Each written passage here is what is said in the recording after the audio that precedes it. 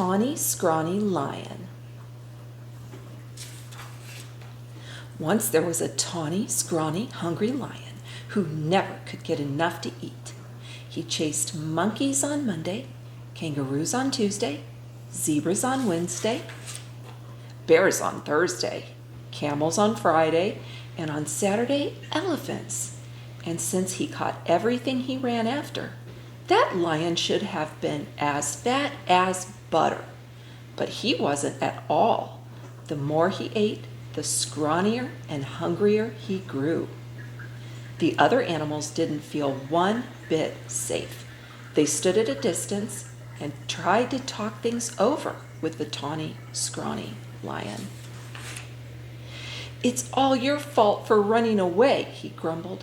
"If I didn't have to run for every single bite I get, I'd be fat as butter and sleek as satin. Then I wouldn't have to eat so much and you'd last longer." Just then a fat little rabbit came hopping through the forest picking berries. All the big animals looked at him and grinned slyly. "Rabbit," they said, "oh, you lucky rabbit, we appoint you to talk things over with the lion." That made the little rabbit feel very proud. "What should I talk about?" he asked eagerly. "Any old thing," said the big animals. "The important thing is to go right up close." So the fat little rabbit hopped right up to the big hungry lion and counted his ribs. "You look much too scrawny to talk things over," he said. "So how about supper at my house first?" "What's for supper?" asked the lion. The little rabbit said, "Carrot stew." That sounded awful to the lion, but the little rabbit said, "Yes, sir, my 5 fat sisters and my 4 fat brothers are making a delicious big carrot stew right now." "What are we waiting for?" cried the lion, and he went hopping away with the little rabbit, thinking of 10 fat rabbits and looking just as jolly as you please. "Well," grinned all the big animals, "that should take care of Tawny Scrawny for today." Before very long, the lion began to wonder if they would ever get to the rabbit's house. First, the fat little rabbit kept stopping to pick berries and mushrooms and all sorts of good-smelling herbs. And when his basket was full, what did he do but flop down on the riverbank? "Wait a bit," he said. "I want to catch a few fish for the stew." That was almost too much for the hungry lion. For a moment, he thought he would have to eat that one little rabbit then and there. But he kept saying, 5 fat sisters and 4 fat brothers, over and over to himself, and at last the 2 were on their way again. "Here we are," said the rabbit, hopping around a turn with the lion close behind him. Sure enough, there was the rabbit's house with a big pot of carrot stew bubbling over an open fire. And sure enough, there were 9 more fat, merry little rabbits hopping around it. When they saw the fish, they popped them into the stew along with the mushrooms and herbs. The stew began to smell very good indeed.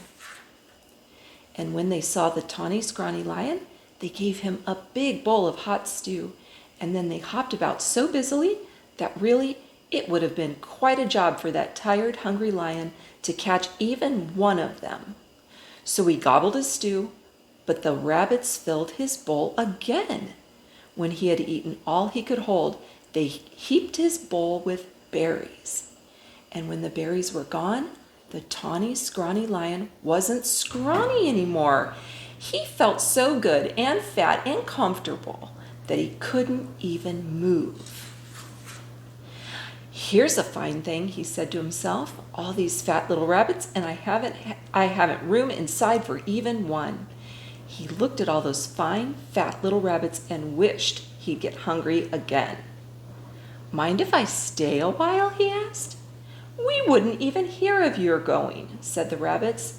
Then they plumped themselves down in the lion's lap and began to sing songs. And somehow, even when it was time to say goodnight, the lion wasn't one bit hungry. Home he went through the soft moonlight, singing softly to himself. He curled up in his bed, patted his sleek fat tummy, and smiled. When he woke up in the morning, it was Monday.